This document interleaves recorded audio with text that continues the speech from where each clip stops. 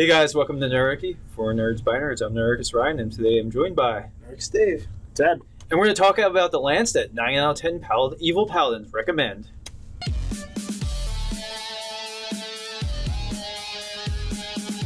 If you guys want to drop down in the description below, you can find Nerdarchy, the newsletter, game weekly tips, as well as learn how to game with Nerdarchy.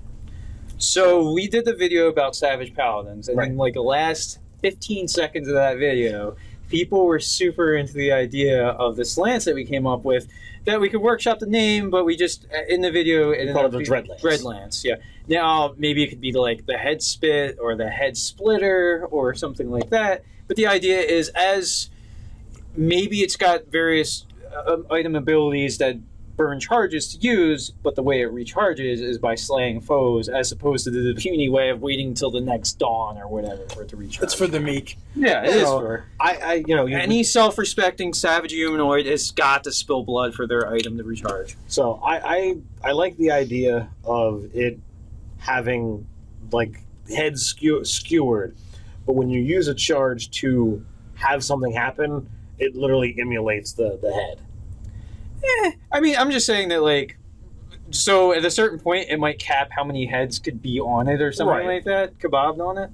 Well, what if instead of it's not necessarily the paladin going around or our savage paladin going around the battlefield decapitating people and putting the heads on there? What if when the item was forged, there's just a certain amount of heads that are on there, and when you get the kill, one of the heads begins moaning or gibbering or shrieking. Or that could be one of the abilities. I kind of like the idea of the lance, the wielder of the lance going around the battlefield, and he's kind of preceded by the noise, whether it's a clacking of teeth. I think that ability, like if there's felled foes on the lance, like the heads are animated, and that's just like a thing. The moans and the whatever else, like that's just like a what they would call a ribbon ability. So just for like, it's an interesting thing for it to happen. We could even base it off of Rehirdon, the guy from Strahd, Curse of Strahd, where he's got that like damned chorus that goes around. Like we could look at what the DC is that and make that just like the passive ability, that as long as there's a head on it, that you kind of get that ability as a freebie, always active. Yeah, I mean, we can compare that to Frightful Presence. Like, there's definitely some things you can do there. You can look at the Fear spell. Is there still a Fear spell? There's got to still be a Fear spell, there's a Fear spell. Yeah, I think it's like a 3rd level. Oh, it's Fear or Cause Fear, but it's definitely there. Yeah, not remove Fear. No. So there's that. The Lance's magic doesn't have pluses. Do we want to do something like Ted did with a magic item? Was it a magic item in your game where it gives the paladin an extra D8 when they smite? Yes. Yeah, Jeremy's paladin in my game has that. Yeah, I didn't know where it came from though. Yeah, it's part of his magic item.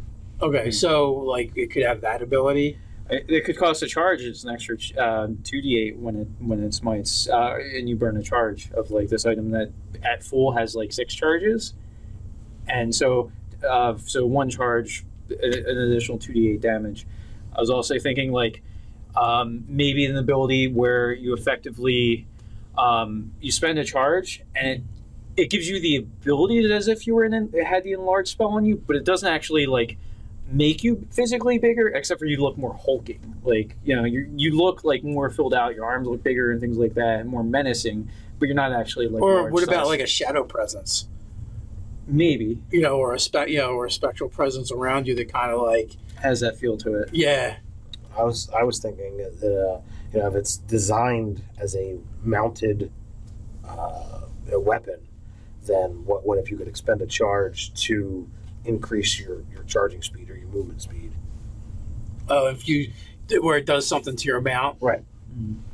That's a possibility. So you could cover more distance, and if you're running around the battlefield trying to slaughter things, getting the ability to have more movement is definitely going to aid in that. Or maybe something happens like on a kill, like when you kill something, like I know there's definitely certain monsters that get a special ability, like if you fell a foe, you can then like move half your movement and make an attack. Yeah. But I mean, it might be too good. but it might be something to look at if we want to do something that's a little bit different for the magic item that isn't there. Like there's definitely a whole plethora. Yeah, like of things you could do. the things like the before we go any further, I think we should say, do you love me? Well, you're gonna love me forever. No, I was saying, like, are we talking, is this rare, very rare? Are we talking about a legendary item? Because, like, the further up that chain we go, the more ridiculous, the more ridiculous we can have this be. I think very rare seems like a place that I'd be comfortable taking it. What are you thinking? Yeah, I'm totally cool with going very rare to legendary. Yeah, I don't think this should be a small item. This should be a game changer for someone who picks it up. So, all right, so let's go with there. It's a magic weapon. Does it have pluses? I would say it should be a minimum of a +1 weapon. Yeah, I mean, so when we're talking legendary status items, they're going to be a +2 or +3. So either of those two work for me. Okay, so I'm quite happy with going with a +3 lance. Okay. All right, and so the weird thing about lance is there is no actual rules for the lance in 5th edition. Like it's not really a special weapon. Like it's been in previous editions. What if we just straight up said, all right, if you hit with a charge attack, with this lance, you do double damage. Right. All right. Or is that too good? No, I think that, especially if this is now being geared as a legendary thing, yes, absolutely. It's fair. Fair enough. And does that cost a charge? Like, should that? So, I mean, here's the thing about: do you like the idea of keeping it that kills actually recharge versus other ways that you would? I think it'd be different and interesting in that way. It kind of gets at like the ferociousness and vileness of the item as well. Yes, I want to keep that it does not recharge on its own. The way it recharges is with blood, playing the blood for the blood god, right? Sort of situation. Yeah. So, all right, it could cost a charge to do that, but it's like one of those things where you're likely to get that back, maybe, if you hit. Yeah. And well, here's the other thing too. If we're going, all right, well, like this thing, it has a max of 6 charges. A kill recharges 1 charge. Yeah. So technically, in some ways, if the enemies are plentiful, you can keep recharging this weapon and keep it up to full. Yes. So that's what's so terrifying about the item. And the other thing to take into consideration too is say this thing, and maybe is it possible to say that it requires attunement by a paladin or a warrior? But maybe you get the fullest, like, how like there are definitely items for spellcasters that multiple spellcasters can use, but it's like you look at it like, oh, but who's going to get the best use of this? But maybe a wizard or a sorcerer or whatever. Well, I mean, it's a +3 lance no matter who you use. Yeah. But I think the attunement, an evil, I think just an evil aligned fighter or fighter, ranger, or paladin. Well, or bard. Like maybe there's 4 classes. I wouldn't go bard. No bard. Okay, we can debard the bard, but I think those 3 sort of. What do you classes. think, Ted? I don't know. I'm in the middle. Like, part of me wants to say no. I don't feel it needs to be specifically attuned by a paladin, but I do feel that it does take something special. Like, there has to be something special about you in order to activate those abilities. I just don't know how to properly word those conditions. I mean, it could just be an evil aligned character. Well, okay. So here's the thing of so Whelm or Wave from the sentient magic items in the DMG, the Dungeon Master's Guide, is the one, I think it was Wave, you actually have to be a worshipper of deities, like aquatic deities, really, like sea gods. So it could be that you revere a god of war or an evil humanoid god type of thing. I got it. You do not have to be anything in order to equip it. To attune it. If you attune it and you are not evil, it gives you some kind of condition, some kind of disease, affliction, whatever have you. Yeah, there are some items that have a bit of a penalty or deal Could be damage. it could be a roll in the madness table That's a great suggestion. as you're tormented by the Visions of every slaughter that it's done. Sort of thing.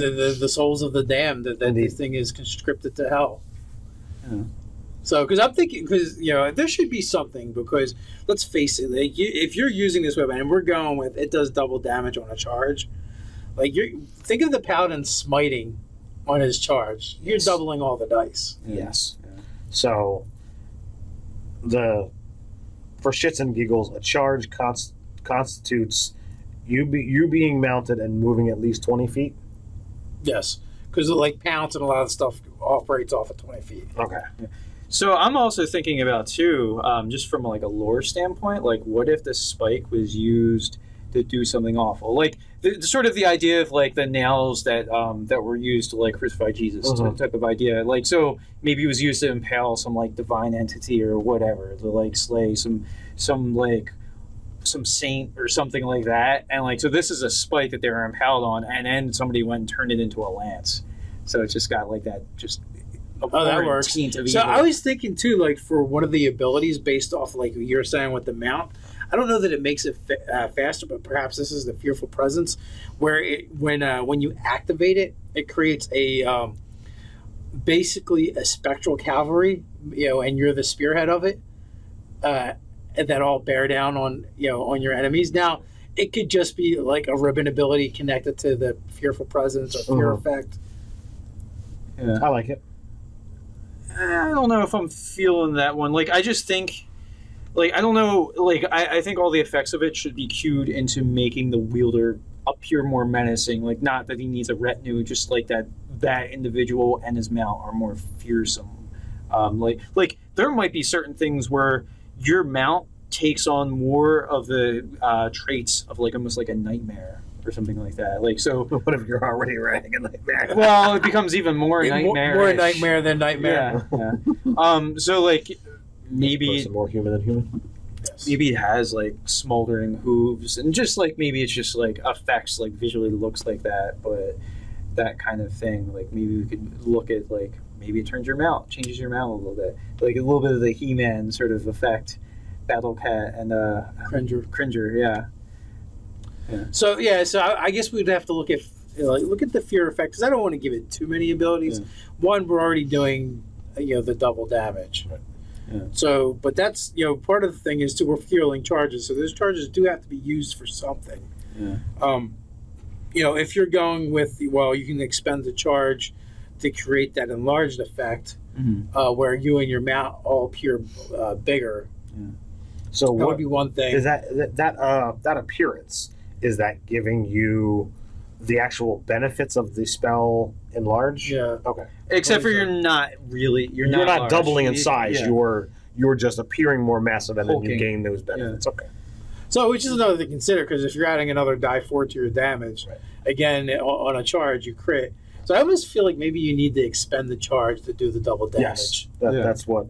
Yeah, we were saying. And then, but with the same token, by the time you expend your maximum smite, you use that ability, and you hit something, you're rolling so many dice.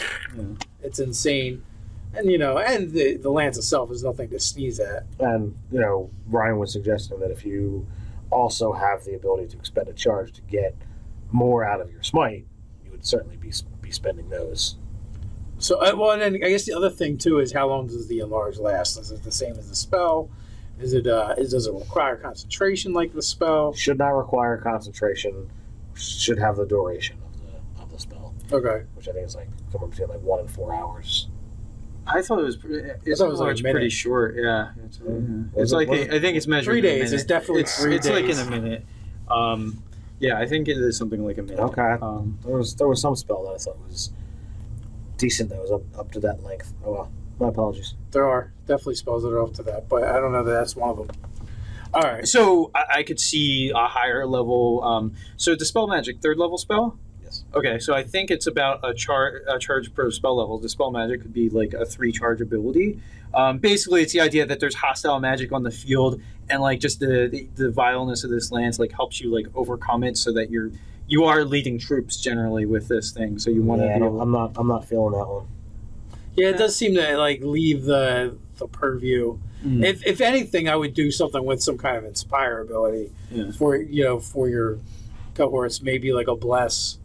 Yeah. Okay, I can see a bless. I think if you charge and activate the ability and kill something, I think it should automatically do the bless for those within 20 feet. Well, I mean, with spending the charge, like that's like it should be an expenditure to do it. Okay. Yeah. Well, because how many abilities do we got? We've got the charge. You got the charge. You've got the enlarge. You've got the smite. So that's 3 abilities right there.